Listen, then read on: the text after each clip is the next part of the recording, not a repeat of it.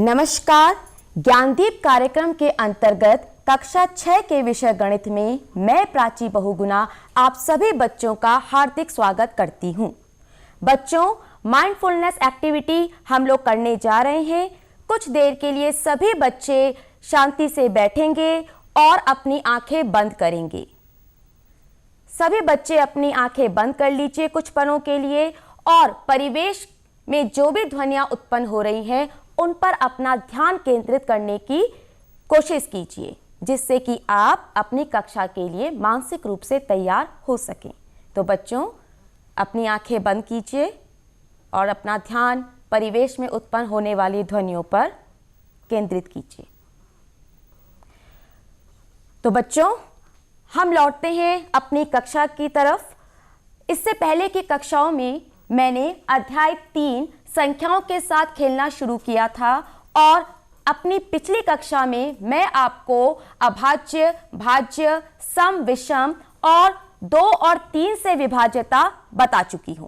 अब हम उसी विभाज्यता को आगे कंटिन्यू करेंगे और कुछ अन्य अंकों से भी हम विभाज्यता की जांच करेंगे।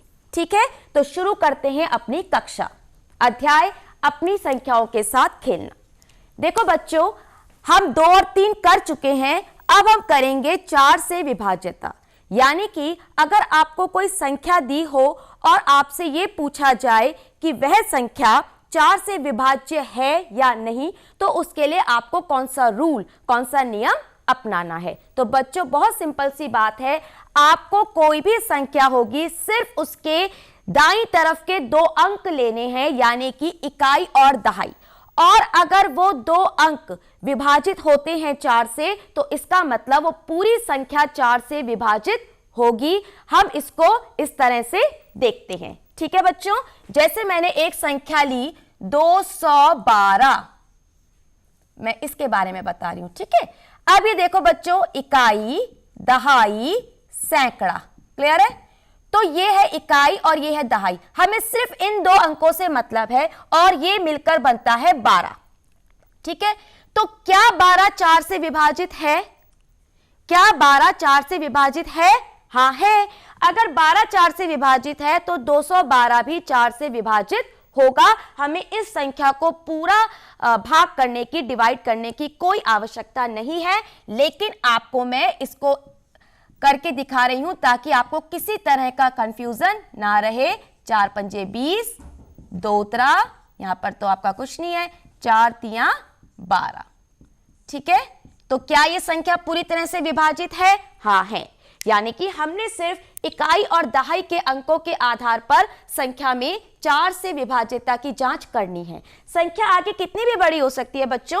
संख्या ये भी हो सकती है, इसके आगे मैं 5 भी लगा दूं, 6 भी लगा दूं, है ना। ये आपके 1000 या 10,000 तक भी हो सकती है, लाख तक भी हो सकती है, लेकिन हमें कंसीडर करने हैं सिर्फ ये 2 इकाई और दहाई के अंक।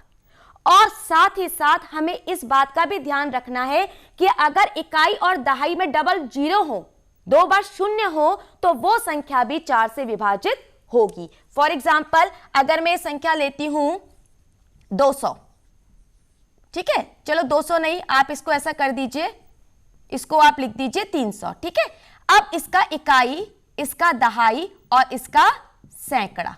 तो इकाई और दहाई क्या है? डबल 0 है। जबकि आप अगर डबल 0 को डिवाइड करेंगे तो बच्चों ये देखिए, 4 डबल 0 को डिवाइड करेंगे, 4 0 0, फिर ये उतरा 4 0 0। तो मतलब इसको आप दिखा भी सकते हैं कि अगर हमने डिवाइड कर रहे हैं तो कुछ इस तरह से इसका आ रहा है। तो अब ये देखो बच्चों, डबल 0 आ रहा है, यानी कि पूरी तरह से कट रहा है। तो अगर इकाई और दहाई के स्थान पर 2 बार 0 भी हो, तब भी यह संख्या 4 से पूरी तरह विभाजित होगी। और अब मैं आपको डायरेक्ट दिखा रही हूं कि कैसे मैं 4 को 300 से इसकी मैं जांच कर रही हूं। ठीक है, तो देखो बच्चों, इस तरह से हम कर सकते हैं।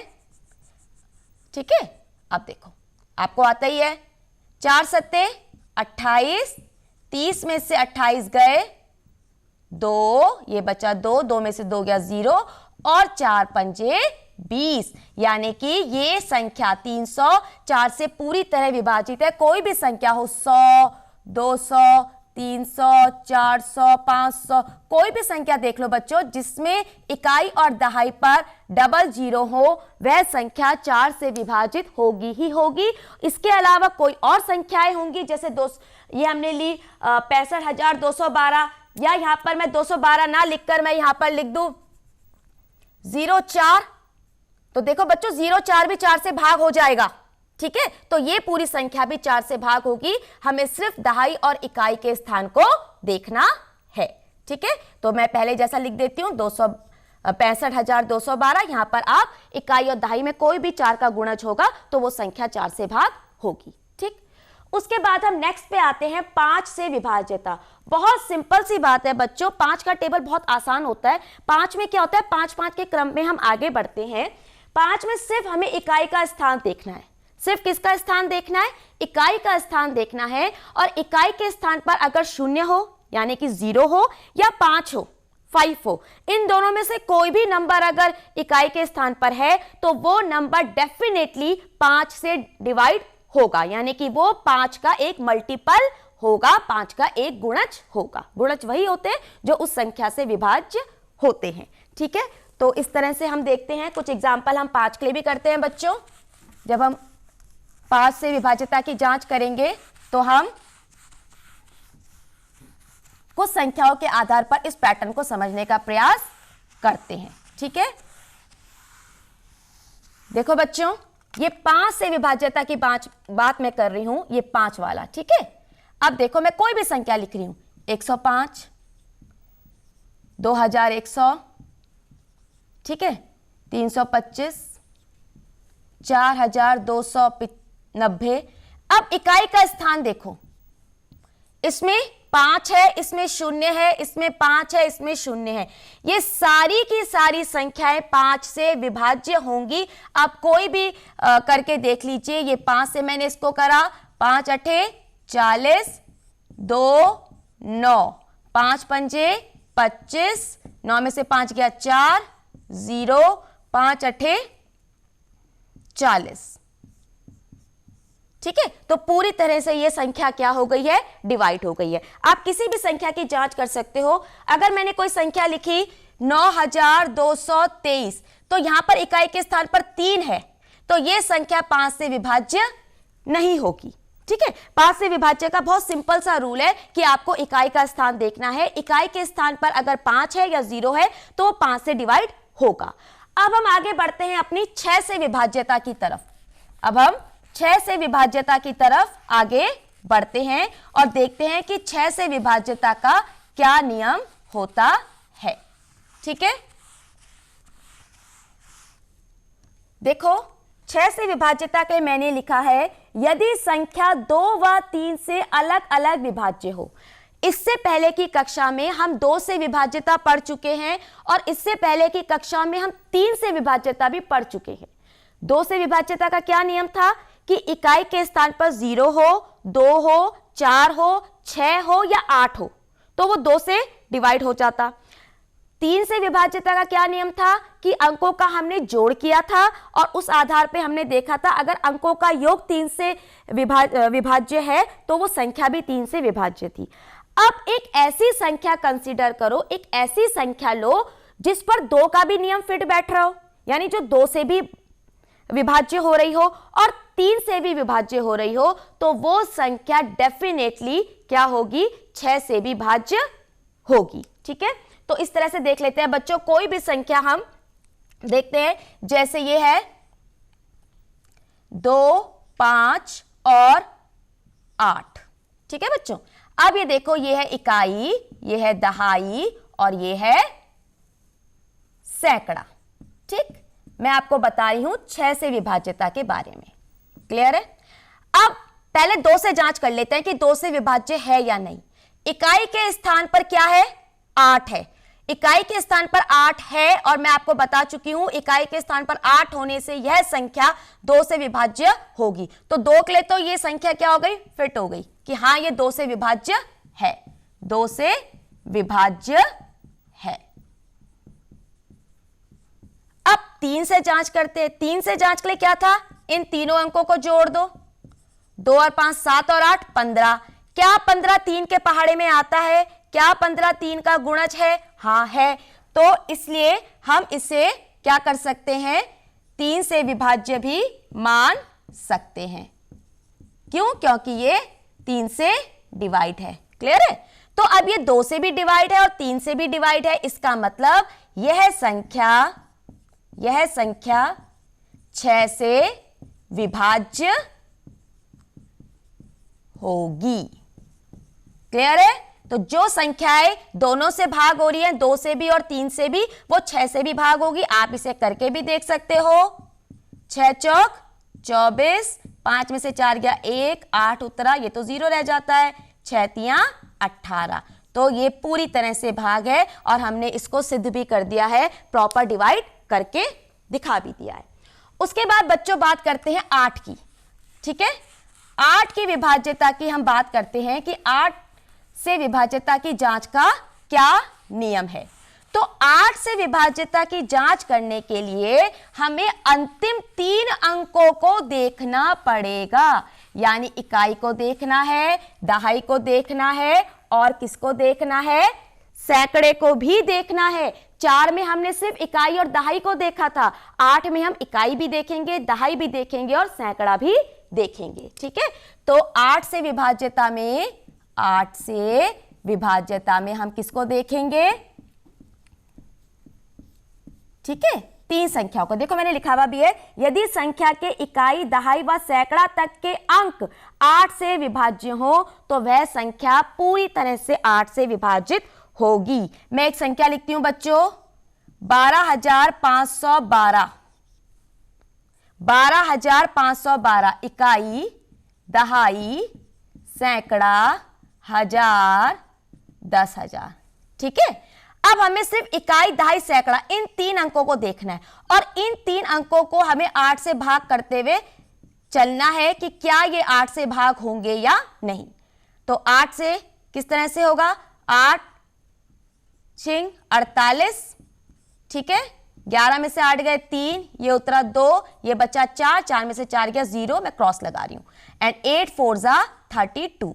इसका मतलब यह है इकाई, दहाई, सैकड़ा तक के अंक जो बने 512 वो 8 से विभाजित है, तो ये पूरी संख्या 8 से विभाजित होगी। ठीक है, ये पूरी संख्या क्या होगी? 8 से विभाजित होगी। और मैं इसको आपके सामने दिखा रही हूं कि हम इस अपने उत्तर की जांच कैसे कर सकते हैं। मैं सीधे इसको कर रही हूं। 8 एकम 8, ठीक है, 8 पंजे 40, 8 छिंग 48 और 8 चौक 32। तो क्या यह संख्या पूरी तरह से भाग है? क्योंकि कोई भी रिमाइंडर नहीं बचा और हम चाहे आगे कितनी भी बड़ी संख्या हो, हमें उससे कोई मतलब नहीं है। हमें सिर्फ इकाई, दहाई और सैकड़ा तक के अंकों पर ही कंसीडर करना है और उन्हीं अंकों को हम भाग करके देखेंगे। अगर वो डिवाइड होते हैं तो पूरी संख्या 8 से भाग होगी। साथ में एक और नियम याद रखना है कि अगर इकाई, दहाई, सैकड़ा पे 0 0 0 हो, कोई संख्या ऐसी हो जिसमें इकाई के स्थान पर, दहाई के स्थान पर, सैकड़े के स्थान पर, तीनों स्थानों पर अगर 0 हो, वो भी 8 से भाग होगी। जैसे मैं इसको अब थोड़ा चेंज कर देते हैं, इसको मैं कर देती हूं बच्चों 000 मैं यहां पर लगा देती हूं। ठीक है, 000 12,000 हो गया। अब मैं 12,000 की जांच करती हूं। जैसे हमने 4 के केस में पढ़ा था ना, 00 वाला भी डिवाइड हो रहा था, तो अब मैं किसकी जांच कर रही हूं कि क्या अगर इकाई, दहाई और सैकड़ा के अंकों पर 3 0 हैं तो क्या वो डिवाइड होगा 8 से? इसकी हम जांच कर लेते हैं। ठीक है, तो देखो बच्चों, 8 एकम 8, 12 में से 8 गया 4, 0, 8 पंजे 40। ठीक है, एक 0 यहां लग गया, दूसरा 0 भी यहां लग गया, पूरी तरह से विभाजित हो गया, कोई भी शेष नहीं बचा। इसका मतलब 12,008 से विभाज्य है। क्यों? इससे हमारा एक नियम भी क्लियर हो गया कि इकाई, दहाई, सैकड़ा पे अगर 3 0 हो तो वो 8 से विभाज्य होगा। अब हम आगे बढ़ते हैं बच्चों, अपनी नेक्स्ट विभाज्यता की जांच करते हैं, जिसको हम बोलेंगे 9 से विभाज्यता की जांच। ठीक है, अब हम आगे चलेंगे 9 से विभाज्यता। ठीक है, 9 से विभाज्यता। तो बच्चों थोड़ा सा यहां ध्यान देंगे, 9 से विभाज्यता की जांच क्या है? संख्या के अंकों का योग 9 से विभाज्य हो। यानी जैसा हमने 3 में पढ़ा था, हमने सारे अंक जोड़ दिए थे, उस आधार पर हमने फिर देखा था कि उनका जो अंकों का योग था वो 3 से विभाजित है या नहीं।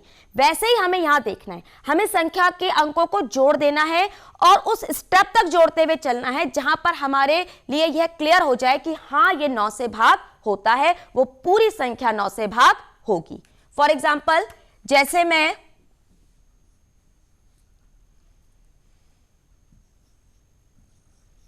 702 लिख रही हूं, इकाई, दहाई, सैकड़ा, तो मैंने इनको जोड़ा, कितना हो गया? 9। तो 9 9 से भाग है, 9 तो 9 से भाग होगा ही, क्योंकि अपनी संख्या से तो हर कोई विभाजित होता है। तो ये संख्या भी 9 से विभाजित होगी। मैं इसकी यहां पर जांच कर रही हूं, आप इसको ध्यान से देखेंगे। 9 7 63, 10 - 3 7, then 2, 9 8 72, कोई रिमाइंडर नहीं, it means 702 is completely divided by 9, यानी कि 702 9 से पूरी तरह विभाजित है। कितनी भी बड़ी संख्या लिख लेते हैं, छोटी संख्याओं की कोई दिक्कत नहीं, आप बड़ी संख्या लिख लीजिए, आप लिख लीजिए 2 5 6 7 9, कितना हो गया ये?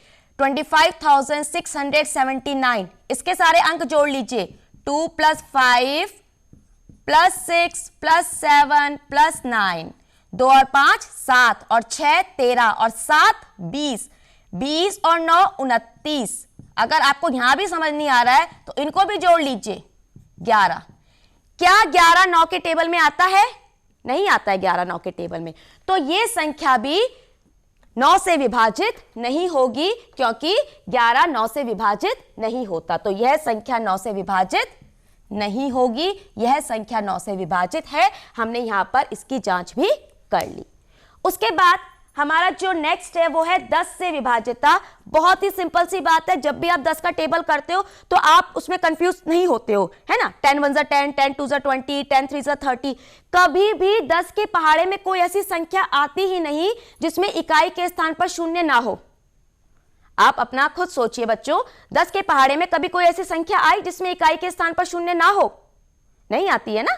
तो इसका मतलब हमें सिर्फ 10 से विभाज्यता में क्या देखना है कि संख्या के इकाई के स्थान पर क्या होना चाहिए? शून्य हो। तो वह संख्या क्या होगी? 10 से पूरी तरह से विभाजित होगी। ठीक है, तो इसके तो बहुत सिंपल सी बात है बच्चों, कोई भी संख्या ले लो आप। अगर आप इसमें 10 से इसको ऐसे छोड़ देते हैं बच्चों, यहां पे देख लो, जैसे आपको 10 से विभाजित करना है तो आप कोई भी संख्या ले लो। आप ये ले लीजिए 2540, आप इसको 10 से भाग कर दीजिए, 10 दूनी 20, ठीक है, 10 पंजे 50 या 4 और 10 चौक 40। तो कोई भी रिमाइंडर नहीं बचा। इसका मतलब सिर्फ इकाई का स्थान हमें देखना है और इकाई के स्थान के बेस पर हम पता लगा लेंगे कि अगर इकाई के स्थान पर शून्य है तो वो 10 से विभाजित है। उसके बाद हम अपनी अगली संख्या में आगे बढ़ते हैं, जो कि है 11। बच्चों 11 थोड़ा सा आपके लिए कॉम्प्लिकेटेड हो सकता है, क्योंकि 11 की जो विभाज्यता है उसका नियम थोड़ा जटिल है। थोड़ा सा क्या है? जटिल है। लेकिन आप इसको करेंगे, प्रैक्टिस करेंगे तो आप बहुत आसानी से समझ पाएंगे। ठीक है, और सारे बच्चे, मैं सोच रही हूँ सारे बच्चे कॉपी लेकर बैठे ही हैं और नोट भी करते जा रहे हैं, जो मैंने आपके लिए इतना कलरफुल बना रखा है ये। ठीक है, तो आप नोट भी करते चलेंगे, कोई दिक्कत नहीं होगी। 11 से विभाज्यता क्या है? दाईं ओर से शुरू करते हुए सम स्थानों के अंकों का योग तथा विषम स्थानों के अंकों के योग का अंतर शून्य हो या 11 से विभाजित हो। ठीक है, ऐसे नहीं समझ आएगा, इसको इस तरह से देखते हैं। एक संख्या हमने ली, मैं कर रही हूं 11 से विभाज्यता। ठीक है, हमने एक संख्या ली 1331। ओके, अब हम यहां से शुरू करते हैं। ठीक है, तो ये वाला स्थान एक छोड़ दें और ये वाला स्थान, तो ये तो हो गए सम स्थान। ठीक है, अगर हम ये सम स्थान है ना, क्योंकि इस तरह से हम शुरू करते हैं, तो ये वाला स्थान और ये वाले स्थान हो गए विषम स्थान और ये वाले स्थान हो गए सम स्थान। ये हो गए सम, यानी कि दूसरी और चौथी पोजीशन पे आए और ये पहले और तीसरी पोजीशन पे आए, तो ये हो गए विषम स्थान।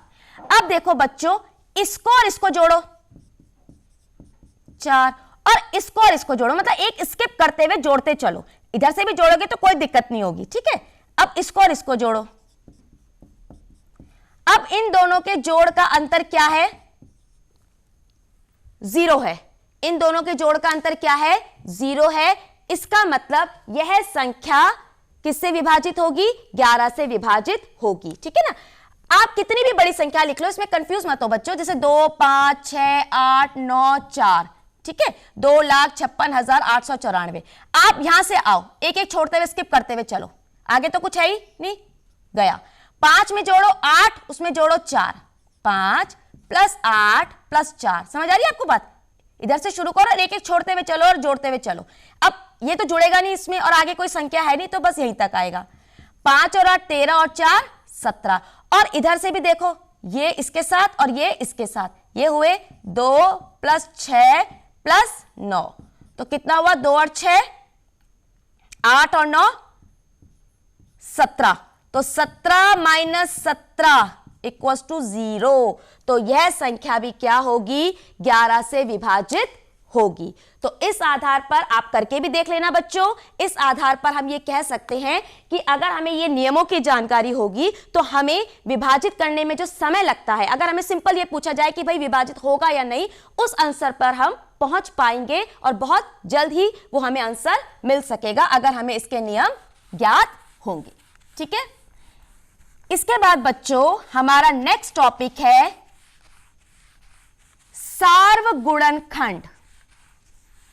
सार्वगुणनखंड।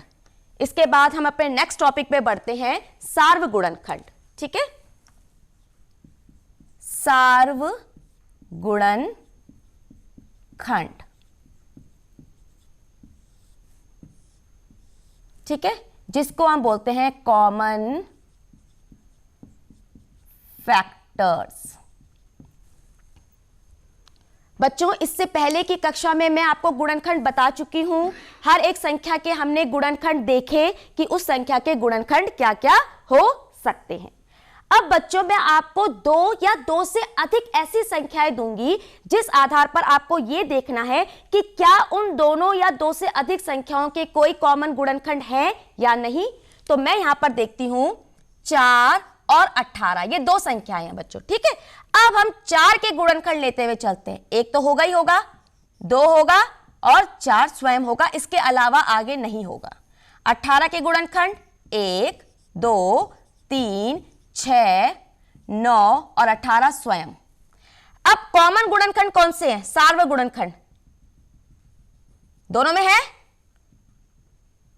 ये दोनों में है, इसके अलावा और कोई नंबर नहीं है जो 4 का भी गुणनखंड हो और 18 का भी गुणनखंड हो। तो इन दोनों संख्याओं का सार्वगुणनखंड क्या हुए? 4 व 18 के सार्वगुणनखंड क्या हुए बच्चों? 1 और 2 है। ठीक है, यहां पे तो 2 संख्याएं हैं, आप इसमें एक 12 भी ले लीजिए, कोई दिक्कत नहीं है, 12 के भी देख लीजिए, लेकिन सार्वगुणनखंड वही होंगे जो फिर तीनों में होंगे, यहां पर तो मैंने 2 ही आपको दी हैं, आप 3 में 4 में 5 में कितनी भी संख्याओं में आप कॉमन फैक्टर्स ढूंढ सकते हो। क्लियर? जैसे सार्वगुणनखंड होते हैं ऐसे ही सार्वगुणज भी होते हैं। अभी हमने बात की फैक्टर की, तो कॉमन मल्टीपल्स भी होते हैं। मल्टीपल्स आपको पता है ना, उस नंबर के टेबल में आने वाले नंबर। ठीक है, अब हम कॉमन मल्टीपल्स की बात करते हैं। देखना बच्चों, यही चीज हम अब करेंगे कॉमन मल्टीपल्स में। ठीक है, कॉमन मल्टीपल्स।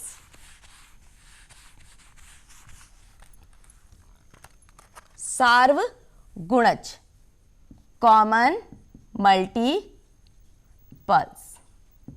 ठीक है, जैसे मैं ले रही हूं 6 और 9, इन दोनों के आप मल्टीपल्स यानी गुणज निकालो, इनका टेबल पढ़ना है दोनों का। 6 1 जा 6, 6 2 जा 12, 6 3 जा 18, 6 4 जा 24, 6 5 जा 30, 6 6 जा 36 एंड सो ऑन। 9 9 कम 9, 9 दूनी 18, 9 तीन 27, 9 चौक 36, 9 पंजे 45, आगे बढ़ता रहेगा।